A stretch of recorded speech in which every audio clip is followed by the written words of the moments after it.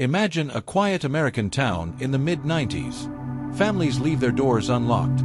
Kids ride their bikes through foggy streets at dusk, and the local diner knows every name and every order.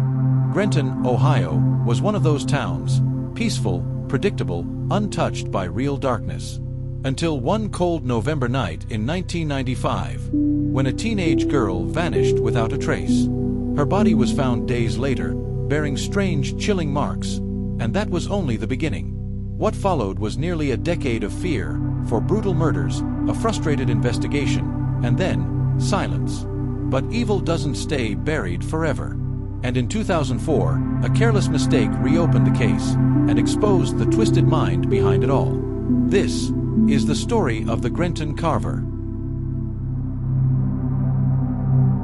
Grenton was the kind of place where nothing ever happened. At least, that's what people like to say. Tucked away in southern Ohio, it was quiet, clean, and forgettable.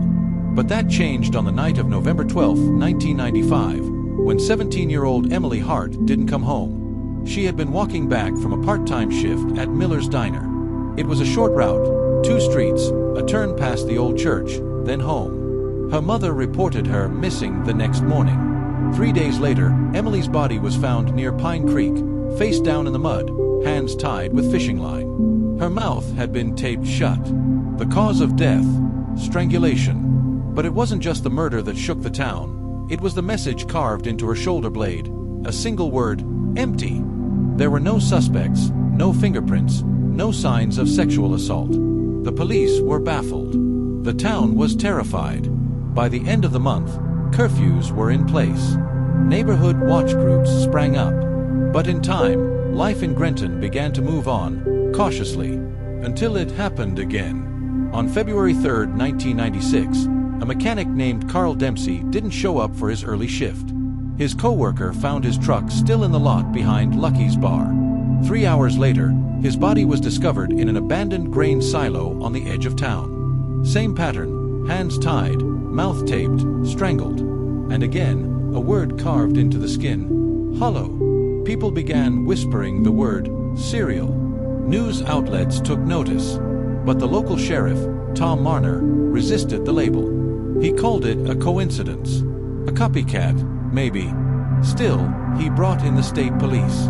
Interviews were conducted, crime scenes re-examined, but nothing stuck. No leads, no suspects.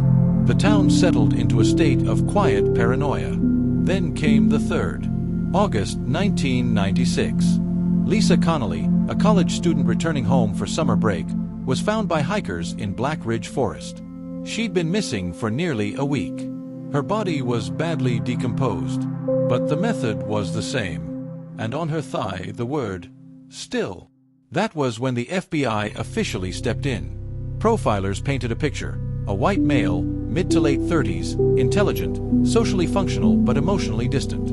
Someone who watched his victims, planned ahead, and left no trace. They believed he lived in Grenton, or close enough to stalk unnoticed. The press began calling him the Grenton Carver. By 1998, the case had gone cold. And then, for a long time, nothing. Years passed. Grenton slowly exhaled. Families moved in, unaware of the town's dark history. People stopped locking their doors again. Everyone was settled, until May 12, 2004. A young woman named Natalie Briggs was found murdered in a motel just outside Columbus, nearly 100 miles from Grenton. The crime looked different. No carvings, no tape, but investigators discovered the same type of fishing line tied around her wrists. A DNA sample was recovered from under her fingernails. It was run through the national database, and it hit.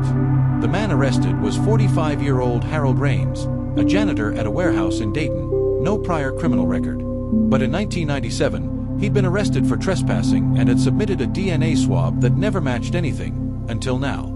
At first, he denied everything. He claimed Natalie was a sex worker he'd hired, and that her death was accidental. But something about him seemed off.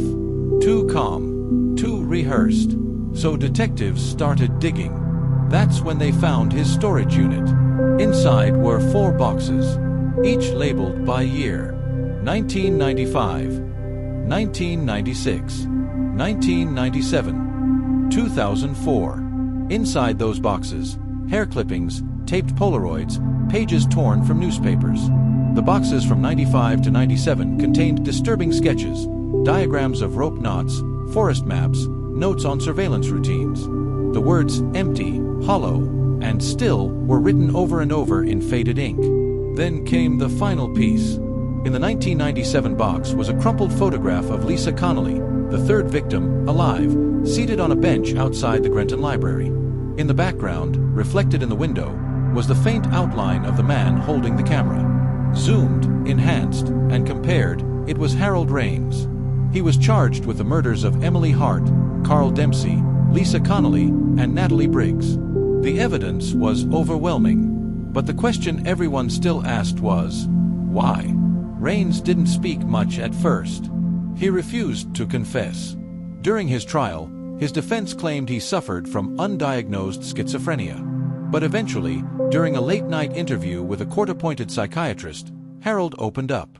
And his story stunned everyone. He said it began in 1988, when his wife, Margaret, left him. She took their 3-year-old daughter, Emily, yes, Emily, and disappeared.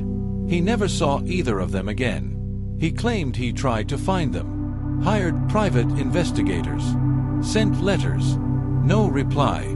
Eventually, something in him broke. He moved to Grenton in 1993 under a new name. He believed the world had emptied him, that people were hollow, that nothing and no one could fill the space inside him. Then one night, he saw a girl walking home from work. Her name was Emily. He followed her.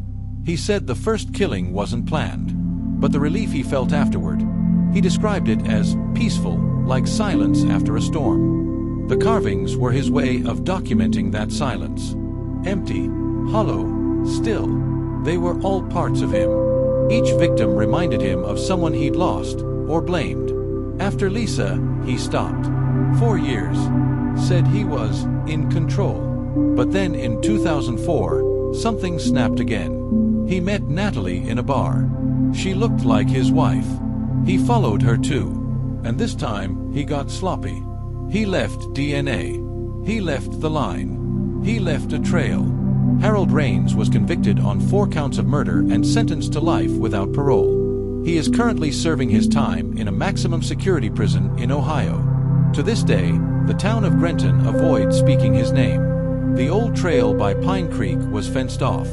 The silo was torn down. The bench near the library was removed. But those who lived through it still remember. Because in quiet towns, monsters don't always stay in stories. Sometimes, they walk beside you.